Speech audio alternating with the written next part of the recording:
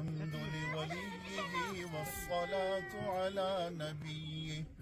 والوزن والعدل والفضل والنظم والعظم بالجزم، بوحدته بكبريائه بسلطان وبإعلان وبإتقان وبإيمان وبيان في فرقان، وحده لا شريك له وحده بوحدة موحدا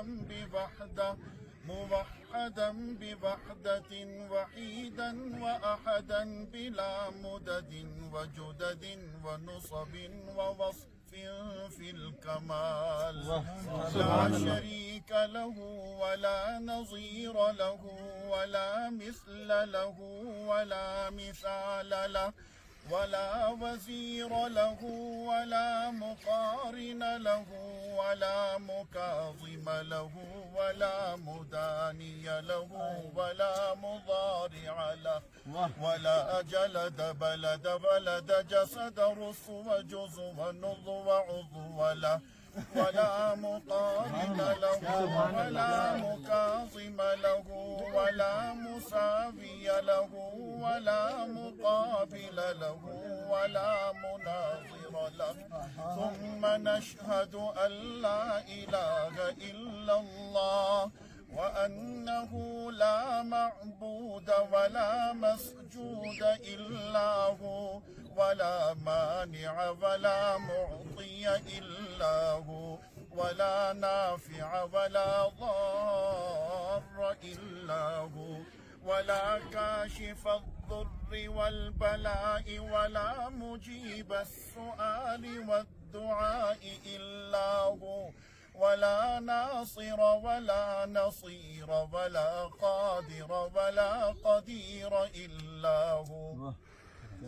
ثم نشهد أن سيدنا وسندنا ونبينا ومولانا مؤيدنا مخدومنا منظومنا معصومنا مقصومنا مقصودنا أجدر الخلق جديرنا أعظم الخلق وأشرف الخلق وأحسن الخلق وأجمل الخلق وأنور الخلق، من الحسن والصدارة والولاية والحكاية والعناية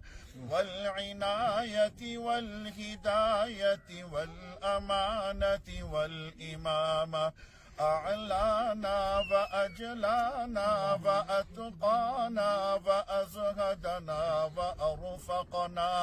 وأرفقنا وأنورنا وأخترنا وأكبرنا، أحمر أنور أجدر أطفل أوثق أنور أجمل أكمل له. ثم نشهد أن حبيب ربنا وصمدنا محبوب جدلنا ونزلنا ووصلنا إيماننا مبين فرقاننا هادي سبيلنا رونق جدراننا،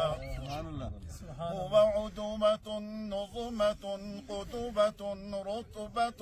أسوة حسنة، وبدلائله القاهرة الغالبة الظاهرة الباطنة صعد إلى سدرة المنتهى في ليلة المعراج كشف الدجى،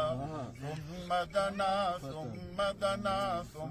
دنا فتدلى فكان قاب قوسين أو أدنى.